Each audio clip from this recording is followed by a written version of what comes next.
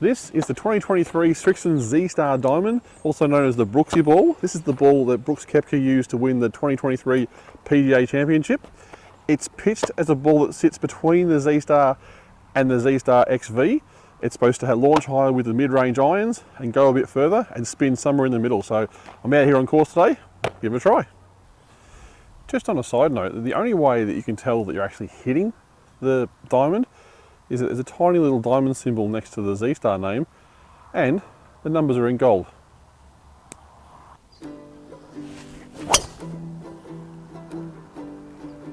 Flies beautifully. First impression felt very nice. Now, being a mid-range player like a lot of you are out there, I struggle to generate a lot of my own spin. I rely on a spinning ball to help me out. These top of the line balls are designed for the player to generate their own spin.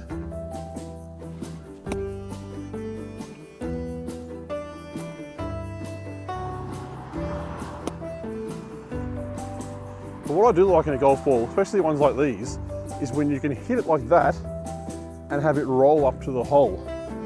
I'm not so good at getting the hop and stop, but because I'm an average player,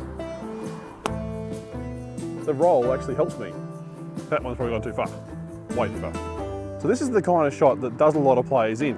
It's a 384 metre par 4, so you've really got to get the ball out there to have any shot at the green in 2.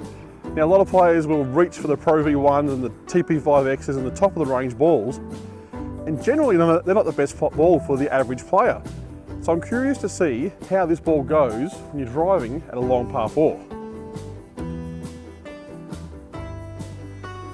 Now, I'm sort of your 220 metre, 230 metre driver normally on a good drive, which is, what's that, 260 odd yards. So I'm not a long hitter, but what's important to me is hitting it straight. That's gone down the left a little bit, but that's come off beautifully in terms of distance. And I've got a shot at the green there. I'll hit another one. See if I can straighten it up a little bit.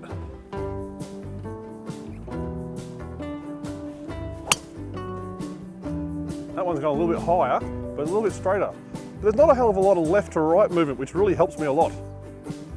Let's go down and see there how far they went. So according to the rangefinder, I've got about 155 metres into the green here. According to my calculations, that means the ball's gone about 229 metres off tee. For me, that's bang on my distance. What I really like about the ball so far though is that it didn't hook left or veer off to the right with a slice. It went relatively straight. It went left because I hit it left. So the second ball's only got 138 metres at the green, which is a much better drive for me. It's about 240, 245 metres. So this is an interesting shot. It's winter here, so the greens are actually, or the grass is hibernating. So the ball actually is going faster than what it normally does. I've got it sort of uphill and then downhill to the hole.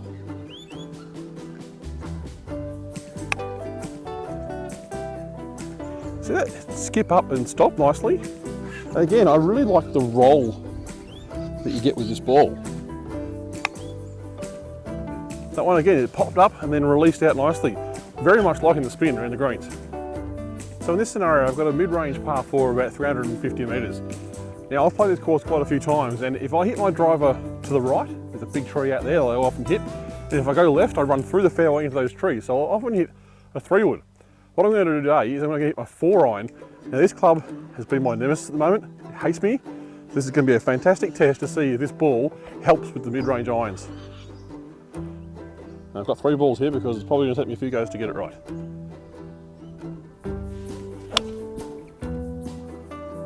So that's already gone higher than what I normally hit my 4-iron. It hasn't gone very far.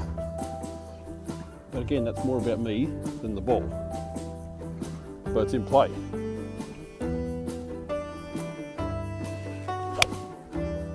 That one's going out to the right. And again, it's gone higher than normal. Definitely seems to help getting the ball up in the air. One more go, see if I can middle one.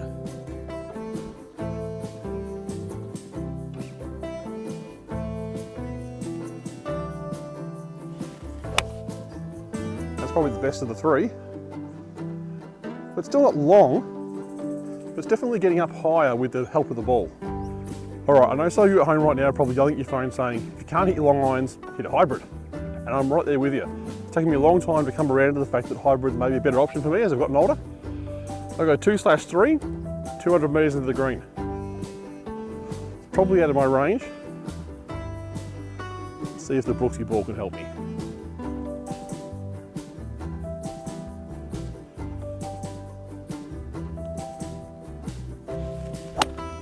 And I have topped that nastily. It's going to roll up there though. Can't blame the Brooksy ball for that.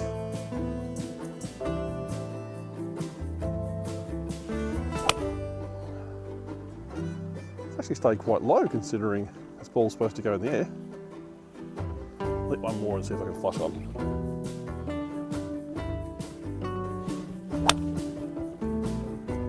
when you get a hold of it, it really goes. And I reckon that's a little bit short, but 200 metres for me is a long way. Okay, this is that awkward range that we all seem to hate, that 30 to 40 metres, the pin at the front. That's come off sweet and I've flown the hole. You can't see it, but it's spun all right. Maybe I should try a little bit softer.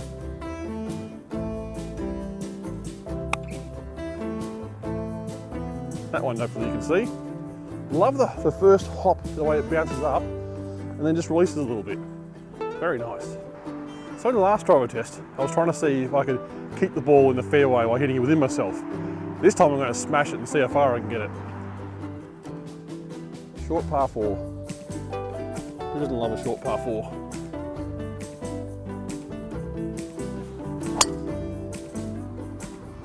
That has gone out to the right and extremely high. But it didn't veer left and right like it would with a really spinny ball. That's not going to be the long range one. Let's see if I can get one in the fairway. That one's gone left. But again, it's gone left because I've hit it left, not because of the ball's slicing heaps. Or drawing, sorry.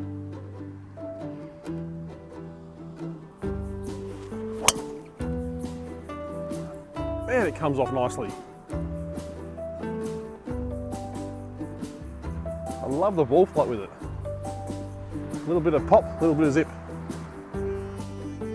So I mentioned before that this ball hasn't so far veered left or right really violently because of spin. Now this hole is a really great test because it's not that far to the corner as you can see there, but it's a massive dogleg to the right, but it's actually quite a long way from the corner up to the green. So this is a hole where you want to be able to work the ball left to right. Unless you're a top of line player, you can just smash it over the trees. That ain't me. So I'm going to attempt, as an average player, with my 3-wood, to try and hit it to the left of that big tree at the end there and fade it around to the right. Wish me luck.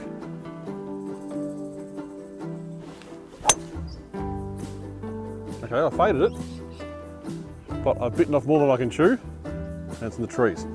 But the test was, can I fade the ball with this ball? And so far, after one go, I can. Let's see if I can fade it and put it where I want it.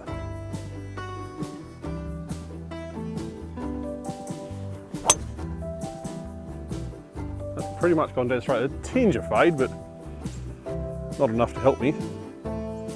Middle of the fairway though. Right, let's have one more go at that. Since that first one wasn't a fluke.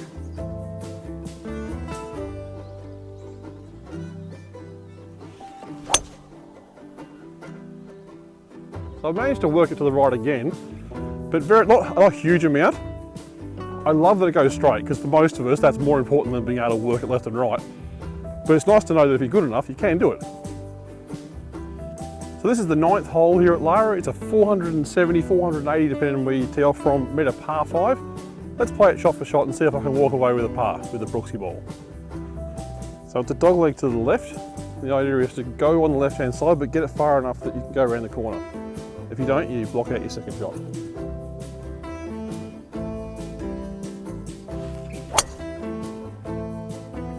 That has faded. It's on the fairway, but it may be a bit too far out for reach the ground too. So I've got about 270 metres to the pin. And a smart golfer here would probably lay up and leave himself a full length shot into the green. I'm not a smart golfer, it's not Tredham way, so I've got my 3-wood, and I'm just going to bash it as far as I can.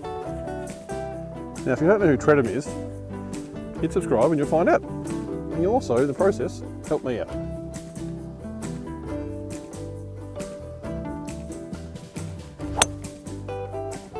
It's gone low and out to the right.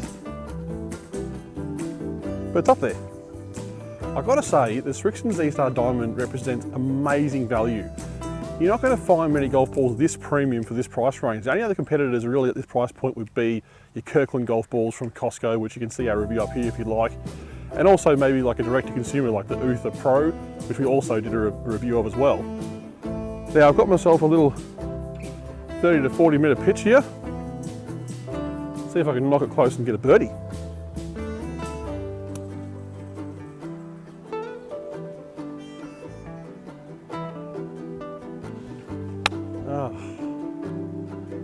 Here's the grip.